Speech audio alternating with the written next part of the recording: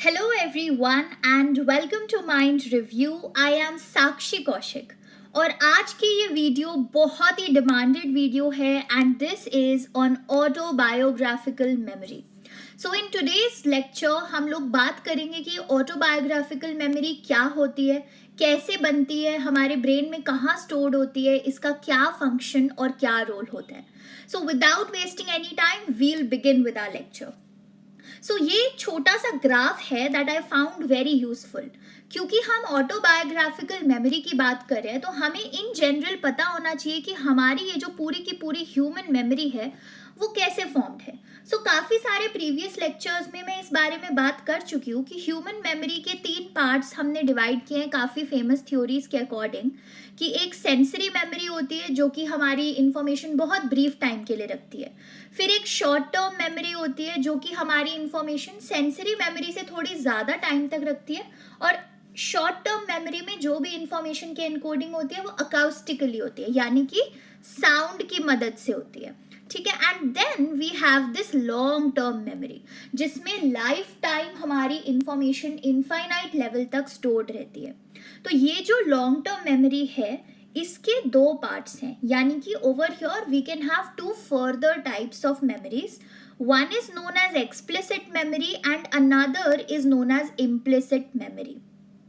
तो explicit memory वो memory होती है जिसके बारे में हमें कॉन्शियसली अवेयरनेस होती है, यानी कि हम कॉन्शियसली अवेयर होते हैं कि ये चीज़ हमें पता है. सो that is explicit memory. Implicit memory on the other hand वो मेमोरी होती है जो हमारे अनकॉन्शियस लेवल पे है, यानी कि वो चीज़ें हमें पता है, हमें आती है, लेकिन क्या है हम उसके बारे में डेली सोचते नहीं है. For example you get up from the bed every day and walk, पर क्या आपको डेली सोचना पड़ता है कि पहले आप लेफ्ट पैर आगे रखोगे, फिर राइट पैर रखोगे, फिर लेफ्ट पैर and then that is how you will walk? No, right. वो ऑटोमेटिकली वो चीज़ हो रही है. क्यों? क्योंकि वो आपके अनकॉन्शियस में स्टोर्ड है. ठीक है. So that part is made up in implicit memory.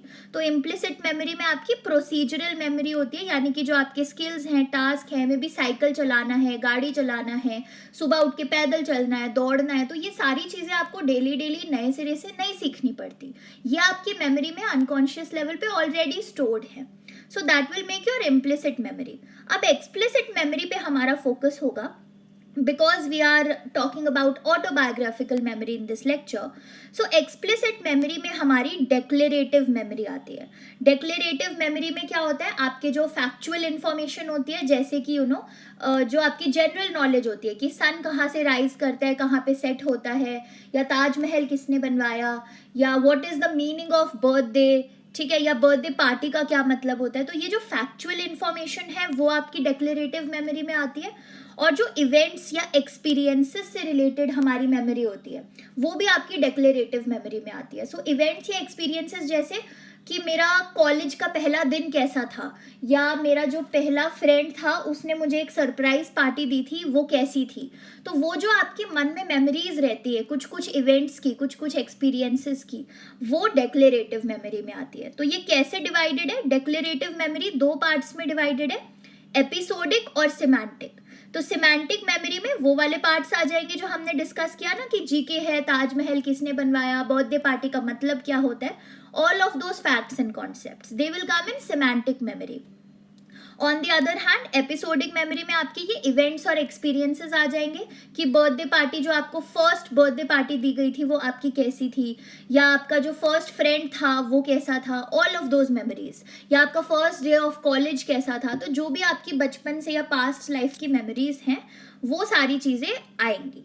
So human memory की जब हम बात करते हैं तो ये एक बेसिक लेआउट है हमारी ह्यूमन मेमोरी का.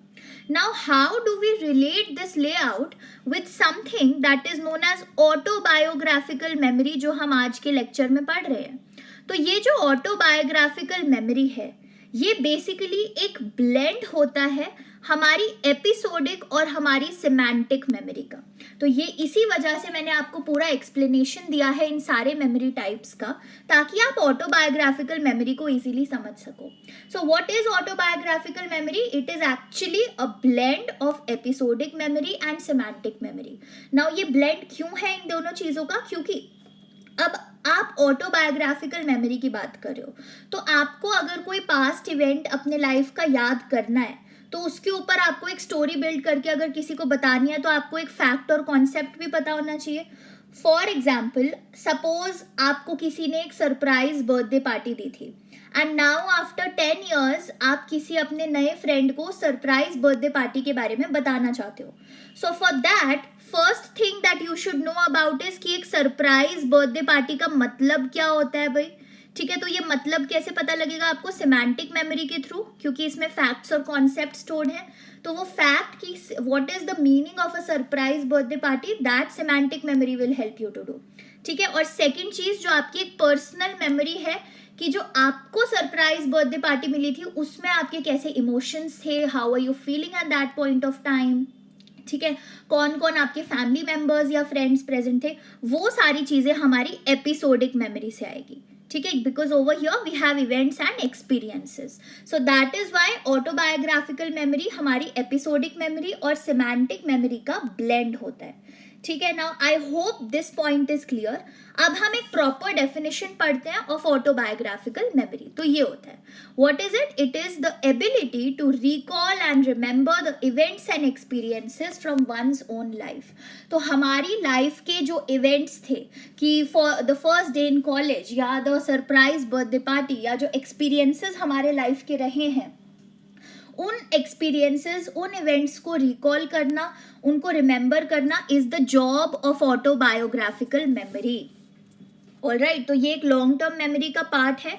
अब ऑटोबायोग्राफिकल मेमोरी क्या है? हर एक इंडिविजुअल के लिए यूनिक होगी, है ना. क्यों यूनिक होगी? बिकॉज एज इंडिविजुअल्स हम सबकी अपनी लाइफ में अलग अलग एक्सपीरियंसेस रहे हैं, तो हम सब अलग टाइप ऑफ इवेंट्स और अलग टाइप ऑफ एक्सपीरियंसेस याद रखेंगे. हो सकता है आपको सरप्राइज बर्थडे पार्टी मिली हो, किसी और को ना मिली हो. So you will remember the surprise birthday party, somebody else will not remember. ठीक है, हो सकता है किसी को चॉकलेट केक बहुत पसंद हो तो उसको उस चीज की मेमोरी हो. ठीक है, हो सकता है आपको बलून्स बहुत पसंद आए हो तो आपको उस चीज की ज्यादा स्ट्रॉन्ग मेमोरी है. सो ये जो ऑटोबायोग्राफिकल मेमोरी है ये हर एक इंडिविजुअल के लिए यूनिक होगी, बिकॉज हम सब डिफरेंट एक्सपीरियंसेस लेते हैं, डिफरेंट इवेंट्स में पार्टिसिपेट करते हैं. So all in all autobiographical memory की ये डेफिनेशन आपको याद रखनी है कि ये एक एबिलिटी है जिससे आप रिकॉल कर सकते हो, रिमेंबर कर सकते हो अपने लाइफ के इवेंट्स और एक्सपीरियंसेस को. Right, now we'll move forward.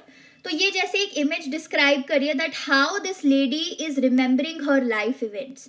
ठीक है, तो ये लेडी है, ये अपने अलग अलग जो आपको बबल्स दिए हुए हैं उसमें रिमेंबर करिए कि देखो कभी अपने फ्रेंड्स के साथ थी, then she had a family, किसी ने उसने को फर्स्ट प्राइज दिया, अपने डॉग के साथ भी घूम रही थी. तो all of these life events she is recalling from her life.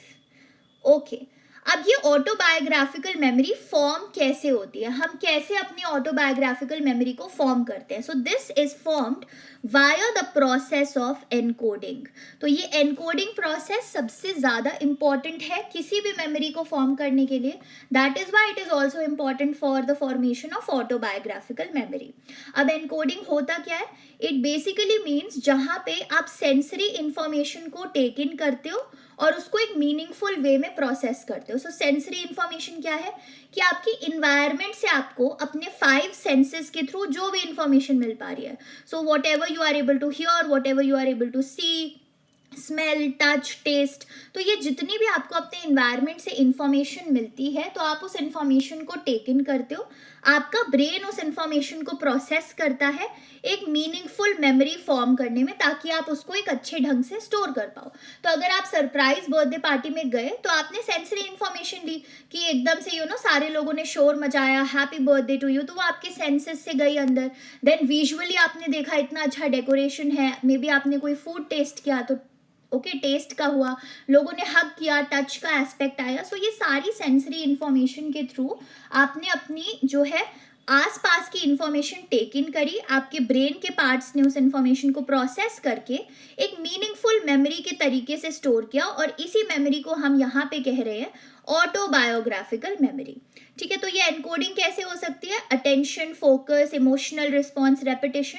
अगर आप अटेंशन पे नहीं करोगे आपके बर्थडे पार्टी में क्या क्या बलून्स या क्या क्या डेकोरेशन है, तो आप उस इंफॉर्मेशन को टेक इन ही नहीं कर पाओगे. So therefore attention and focus becomes important during the process of encoding. ठीक है, इमोशनल रिस्पॉन्स इंपॉर्टेंट है. मे बी जब सारे लोगों ने एकदम से आपको विश किया, सरप्राइज किया इन दैट बर्थडे पार्टी, तो हो सकता है आपको इतनी ज़्यादा खुशी हुई, तो उस इमोशनल रिएक्शन से आप अपनी मेमोरी बना रहे हो। ठीक है, कई बार रेपिटेशन से भी एनकोडिंग होती है। तो जैसे कई बार हम ओटीपी को रिपीट करते रहते हैं ना कि 248 till the time we put it somewhere, so that repetition can also help in encoding. तो basically autobiographical memory like any other memory भी हमारी कैसे बन रही है, एनकोडिंग के थ्रू बन रही है। ठीक है, हम लोग एनकोडिंग से उस मेमोरी को फॉर्म कर रहे हैं। ऑल राइट, नाउ ये जो मैंने बताया कि ब्रेन के कुछ पार्ट्स प्रोसेस करते हैं, तो कौन से ब्रेन के पार्ट्स हैं जो ऑटोबायोग्राफिकल मेमोरी में इन्वॉल्व हैं। बेसिकली हमारी ऑटोबायोग्राफिकल मेमोरी कहाँ पे स्टोर होती है ब्रेन में। तो autobiographical memory majorly in 3 areas में स्टोर होती है ब्रेन के, pre frontal cortex, hippocampus and amygdala. ठीक है, ये जो 3 पोर्शंस होते हैं हमारे ब्रेन के, they are a part of our 4 brain. ठीक है, हमारा ब्रेन 3 पार्ट्स में डिवाइडेड होता है ना। If you haven't watch the video on brain, go ahead and watch it. 4 brain, mid brain, hind brain. तो 4 ब्रेन के पार्ट्स होते हैं आपकी, pre frontal cortex, hippocampus, amygdala. इन चीजों में भी हिपोकैम्पस और एमिगडाला आपका लिम्बिक सिस्टम बनाते हैं। ठीक है, तो बेसिकली आपकी ऑटोबायोग्राफिकल मेमोरी के लिए उसको एक डिटेल्ड, किसी भी इवेंट का एक डिटेल्ड रिप्रेजेंटेशन बनाने के लिए, डिटेल्ड मेमोरी स्टोर करने के लिए कौन से ब्रेन रीजन्स इंपॉर्टेंट है, ये वाले ब्रेन रीजन्स। ठीक है, आपका प्री फ्रंटल कॉर्टेक्स इन्वॉल्व है, ये जो आपके ब्रेन का आगे का पोर्शन हो गया। देन आपका एमिगडाला इन्वॉल्व हो जाता है एंड आपका हिपोकैम्पस भी इन्वॉल्व हो जाता है।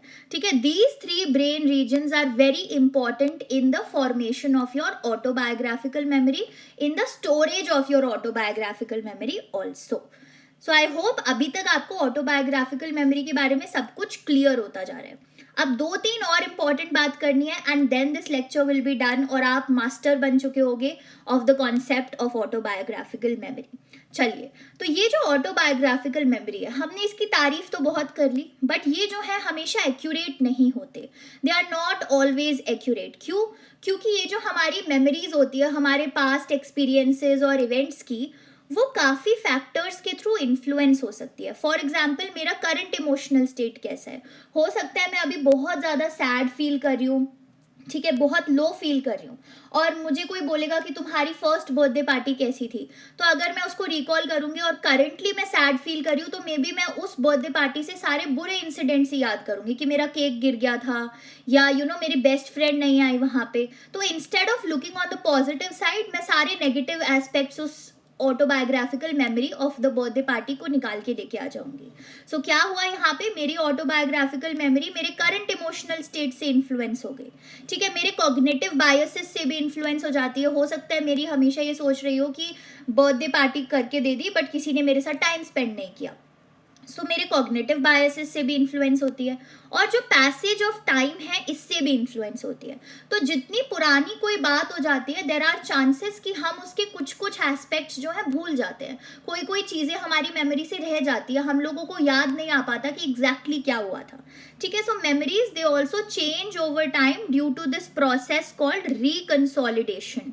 तो ये रिकंसोलिडेशन क्यों होता है? बिकॉज पैसेज ऑफ टाइम होते होते हमारी मेमोरी की कुछ कुछ इवेंट्स की थोड़ी थोड़ी कम होती जाती है, हम कुछ चीज़ों को भूलते जाते हैं।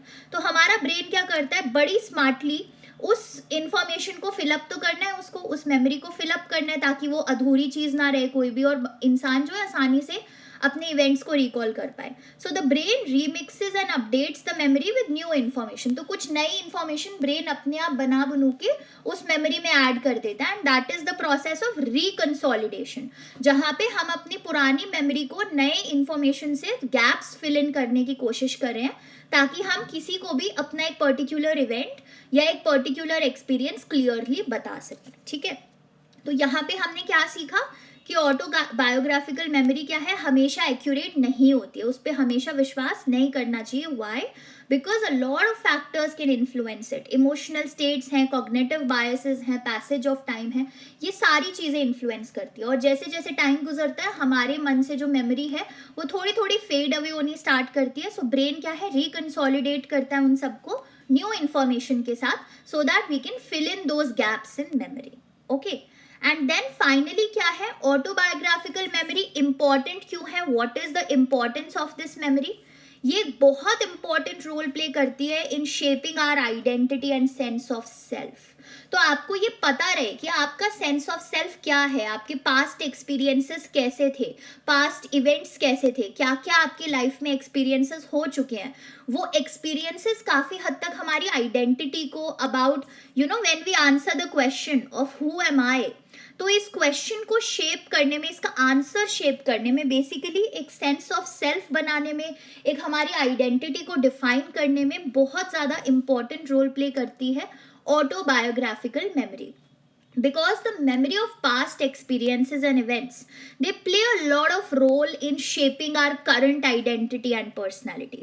हमारी लाइफ में प्रीवियसली क्या क्या चीज़ें हुई है, उनका बहुत इंपॉर्टेंट रोल होता है कि हमारी पर्सनैलिटी, हमारा बिहेवियर एट प्रेजेंट कैसा है, ठीक है। Along with shaping our identity and sense of self, autobiographical memory का एक और रोल होता है कि वो इंडिविजुअल्स को अलाउ करता है to reflect on their past experiences, कि भाई पास्ट में मेरे जो जो एक्सपीरियंसेस हुए हैं उन पे रिफ्लेक्ट करना कि क्या उनसे मेरी लर्निंग्स थी, ठीक है, और दूसरे लोगों के साथ उन एक्सपीरियंसेस को शेयर करना। सपोज आपके साथ पास्ट में कोई ऐसा एक्सपीरियंस हुआ था जिससे आपको लाइफ की एक बहुत बड़ी लर्निंग मिली, तो आप उन एक्सपीरियंसेस को दूसरों के साथ भी शेयर करते हो, उन लर्निंग्स को दूसरों के साथ शेयर करते हो। कैसे ये चीज़ें पॉसिबल हो पा रही हैं, ऑटोबायोग्राफिकल मेमोरी से। अगर ऑटोबायोग्राफिकल मेमोरी उन इवेंट्स को, उन एक्सपीरियंसेस को स्टोर करके नहीं रखती आपके लिए, तो आप कैसे उन एक्सपीरियंसेस से लर्न करते और ना ही आप किसी से शेयर कर पाते, ठीक है। And that is why it helps to create a sense of continuity and coherence in one's life story.